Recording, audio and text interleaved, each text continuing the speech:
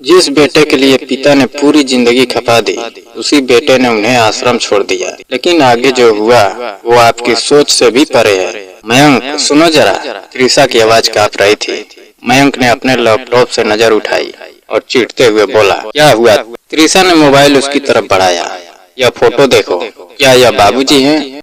मयंक ने जैसे स्क्रीन पर नजर डाली, उसका चेहरा एक पल में उतर गया। आंखें फैल गई, होठ सूख गए। हाँ, यह बाबूजी ही है, लेकिन ये कहाँ है? त्रिशा की आवाज में अब झुंझलाहट के साथ डर भी था। तुमने ही तो कहा था कि अम्मा के जाने के बाद उनका मन घर में नहीं लगता, इसलिए उन्हें वृद्ध आश्रम छोड़ आए थे। फिर यह अचानक इतने लोगों के बीच कैसे? आखिर यह कर क्या रहे हैं?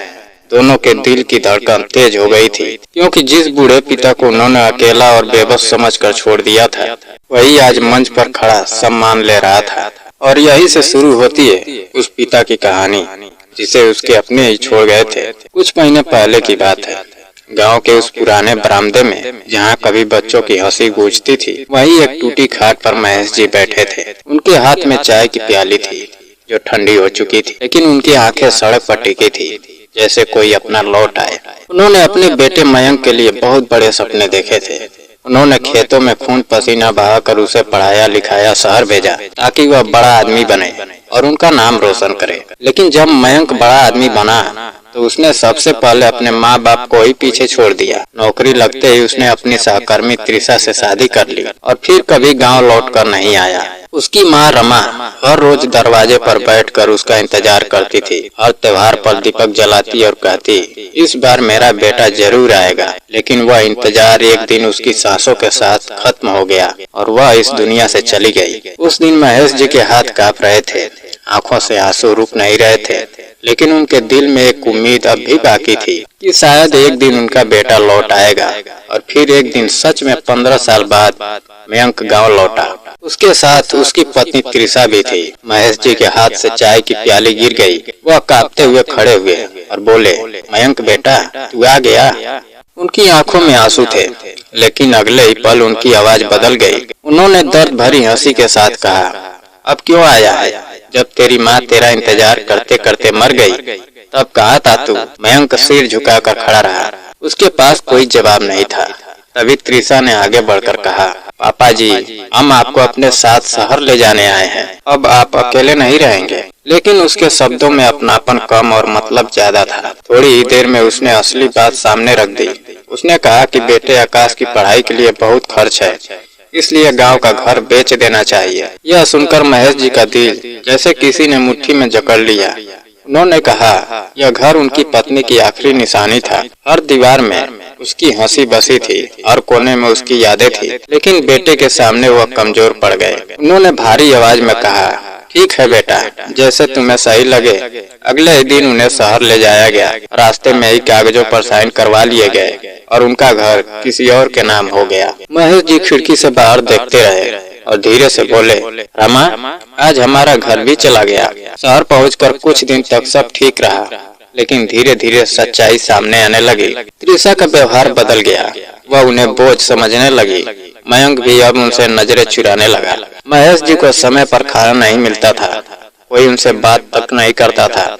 वह पूरे दिन एक कोने में बैठे रहते थे और खिड़की से आसमान को देखते रहते। एक दिन उनकी तबीयत खराब हो गई। उन्हें बुखार था, शरीर कांप रहा था। उन्होंने धीरे से कहा, बेटा, मुझे डॉक्टर के पास ले चलो। लेकिन त्रिशा ने गुस्से में जवाब दिया, मेरे पास इतना समय नहीं है, हर समय आपकी सेवा नहीं कर सकती। यह सुनकर महेश जी चुप हो गए। उनकी आंखों से आंसू बह निकले, लेकिन उन्होंने कुछ नहीं कहा। कुछ दिनों बाद त्रिशा ने साफ कह दिया कि वह अब उन्हें नहीं संभाल सकती। अगले दिन उन्हें एक वृद्ध आश्रम के गेट पर छोड़ दिया गया। महेश जी ने आखिरी बार अपने बेटे की ओर देखा, लेकिन वह नजरें चुरा कर चला गया। गाड़ी दूर चली गई और धूल में सब कुछ धुंधला हो गया। उस दिन महेश जी का दिल पूरी तरह टूट गया।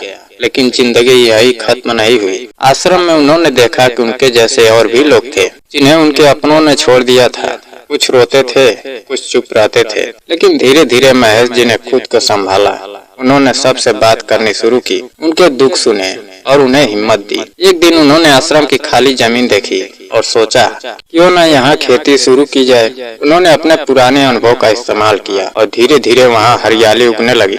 दूसरे बुजुर्ग भी उनके साथ जुड़ गए। सब मिलकर काम करने लगे और धीरे धीरे वह जगह बदल गई। जहाँ पहले सिर्फ आंसू थे वहाँ अब मुस्कान थी। जहाँ पहले सन्नाटा था वहाँ अब हंसी गूंजती थी। महेश जी ने उस जगह का नाम नई राह रख दिया, क्योंकि यह सच में उनके जीवन की नई शुरुआत थी। समय बीतता गया और उनकी मेहनत रंग लाने लगी। लोग उनकी कहानी सुनने लगे, मीडिया वाले आने लगे और एक दिन उन्हें सम्मान मिला। मंच पर खड़े होकर जब उन्होंने ताली की आवाज सुनी तो उनकी आंखों में आंसू आ गए। उन्होंने आसमान की ओर देखा और धीरे से कहा, देखो रमा, तुम्हारा बेटा नहीं आया, लेकिन मैंने खुद को फिर से खड़ा कर लिया। उधर जब मयंक और त्रिशा ने यह सब देखा तो वे हैरान रह गए। फिर उनके मन में लालच जाग गया। उन्होंने सोचा कि अब बाबूजी को वापस ले आना चाहिए। वे तुरंत आश्रम पहुँचे। वहाँ का नजारा देखकर उनके पैरों तले जमीन खिसक गई। हर तरफ हरियाली थी, बुजुर्ग हंस रहे थे और महेश जी सबका नेतृत्व कर रहे थे। जब वे उनके सामने पहुँचे तो उन्होंने शांत आवाज में पूछा, अब क्यों आए हो? मयंक रोते हुए बोला, पापा जी हमें माफ कर दीजिए, हम आपको वापस घर ले जाने आए हैं। महेश जी मुस्कुराए, लेकिन उनकी आंखों में दर्द था। उन्होंने कहा, जहाँ मुझे सम्मान नहीं मिला वहाँ अब लौटने का कोई मतलब नहीं है। यहाँ मैं अपने दम पर जी रहा हूँ। उनकी बात सुनकर मयंक टूट गया, लेकिन त्रिशा अब भी नहीं बदली। बाहर निकलते उसने गुस्से में कहा, यह सब उनका घमंड है। तभी मयंक ने उसे थप्पड़ मार दिया और कहा, आज बाबूजी ने नहीं, हमारे कर्मों ने हमें सजा दी है। फिर वह वापस मुड़ गया और धीरे धीरे आश्रम की ओर चल पड़ा। उधर महेश जी खेतों में खड़े थे। उनके चेहरे पर सुकून था। उन्होंने अपने दर्द को ताकत बना लिया था और अपनी जिंदगी को फिर से जीना सीख लिया था। यह कहानी हमें सिखाती है कि माता पिता का दिल कभी मत तोड़ो, क्योंकि जब उनका दिल टूटता है तो इंसान अंदर से मर जाता है। और जब बच्चे अपने माता पिता को छोड़ देते हैं तो असल में वह खुद अपनी जड़ें काट देते हैं। इसलिए अपने रिश्तों की कदर करो, क्योंकि एक बार भरोसा टूट जाए तो वह कभी वापस नहीं आता।